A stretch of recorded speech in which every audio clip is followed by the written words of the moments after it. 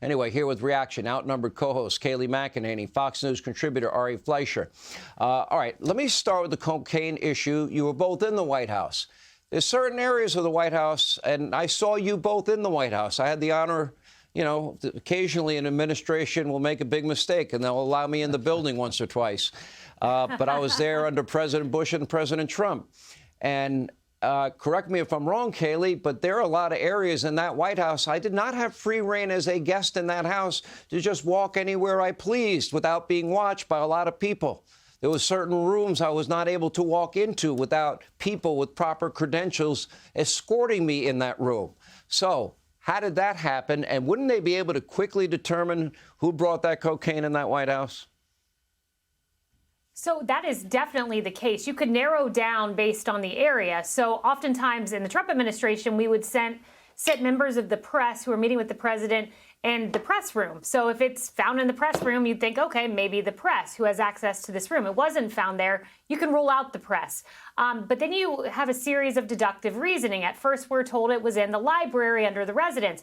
All right, tourists walk through there. Then all of a sudden the story changed. Now it's in the cubby holes right when you walk into the West Executive entrance. Now, staff brings their guest right through there. The staff guests are primarily who use that. But then all of a sudden, Sean, the story changes once more. Why does it keep changing? Now it's near the Situation Room, an area that only staff would have access to. So I would say at this point, it would have to be a staff member if that reporting is true. There are no cameras inside the West Wing, so that makes it much more difficult. But sit down every staff member. This was on a Sunday, very light foot traffic. Sit down every staff member who had access to that area and try to figure it out. And I assume that is exactly what the Secret Service is doing right now. Well, I would say it's such a security breach. God forbid, what if it had fentanyl in it, Ari Fleischer, that I would imagine that it would be proper protocol to drug test anybody and everybody that might have had access to that room. And drug testing that is currently available would allow people to give a hair sample, and we'd know pretty darn quickly whether or not they've been using cocaine or not. Yeah, and the terms for working for the president is you can be drug tested at any time. And so they have the right to do that, and no staffer can or should refuse it. If they refuse it, I think you know what we've got. The only other possibility, of course, is whether or not it's a guest who was brought in by White House staff, invited by the Biden administration officials. That's not uncommon, especially on weekends, for the senior staff or staff with sufficient clearance in the West Wing to escort guests, family members, close friends, to give them that rare privileged West Wing tour. And somebody could have, as they put their phone in that cubby, realize, holy cow, look what I got in my pocket, and they shove that in the cubby too. So I think that's all what the Secret Service is looking for.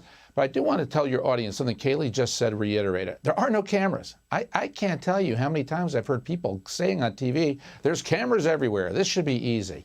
The Secret Service just wants all their agents to be vigilant on their toes. They don't have cameras in the West Wing. Okay, let me go to the question. All of a sudden, The Atlantic, all these publications, Maureen Dowd, Axios about Biden's temper, AOC is excoriated by prominent Democrats, excoriated all over social media for supporting Joe Biden. Why do I believe the beginning of the possible takedown of Biden has begun, and it's desired by both the media mob, Kayleigh McEnany, and also by the Democratic Party apparatchik, if you will, itself? They want him out, and they're now looking to push him out. I will give you an example. In New York, it was not Republicans that got Andrew Cuomo out of office. It was the Democratic Party that made that happen. I would argue the people that are pushing Joe Biden not to run are Democrats, and it's now getting louder by the day. You agree? Disagree? I completely agree. You have an Atlantic piece that's a left-wing publication saying, step aside Joe Biden. At the exact same time, you get the Maureen Dowd piece in the New York Times talking about his grandchild. Just days after you get a piece from Katie Rogers, who's a reporter at the New York Times, excoriating Joe Biden. And then you just said it yourself, an Axios piece, too. And Axios has, in my view, been carrying a lot of the talking points from the Biden administration. You can pretty clearly see that. And then all of a sudden, boom, Axios hits him. It's as if some central memo went out to the press. I do not believe it's just one-offs. I think their end goal, they realize, look, Donald Trump could beat Joe Biden if he's the nominee. It's the last thing the press wants. So they're putting the heat under Joe Biden, but it might be best laid plans because outside of Joe Biden saying, look, the heat's too hot, I'm stepping aside, or maybe there's a pile of money over in China he wants to take advantage of in the private sector life, outside of something like that, I don't see a path to the nomination for anyone else against this incumbent. Going after, and they gave specific details in Axios, his vicious temper, Ari, and Maureen Dowd going after the 7th grandchild, something I have brought up many times. The fact that he's gotten a pass up to this point is, just more evidence of how abusively corrupt and biased the media is. But Maureen Dowd just laid it out as well as anybody. Never thought those words would come out of my mouth. But it took this long. That tells me how bad they want him gone. Well, a couple things. One, I don't read Maureen Dowd from the New York Times, but I read that column. Well, neither do I, usually. I did read that column. And she is the snide conscience of the Democratic Party.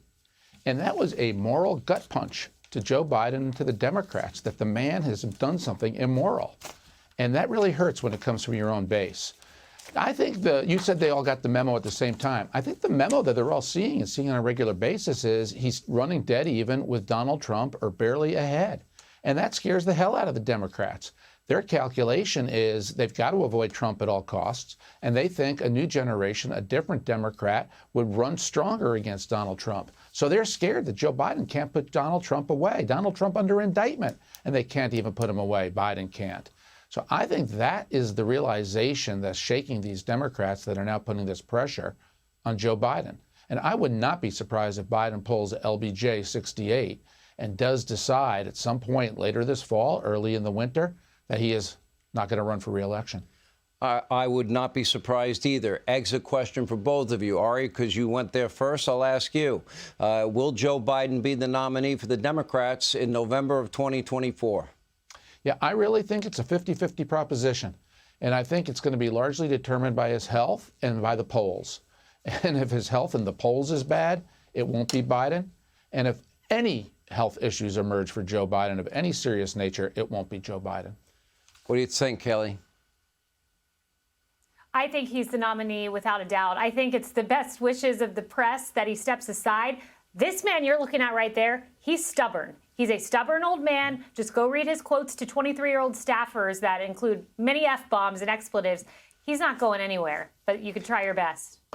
Let me tell you how precarious it is, and I'll take the last word if you will grant me that liberty. I think he's one, maybe two at the maximum, falls away from being pushed out.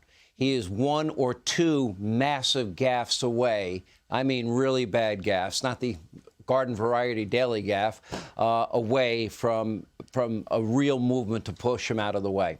But we'll see. Time will tell. Thank you both.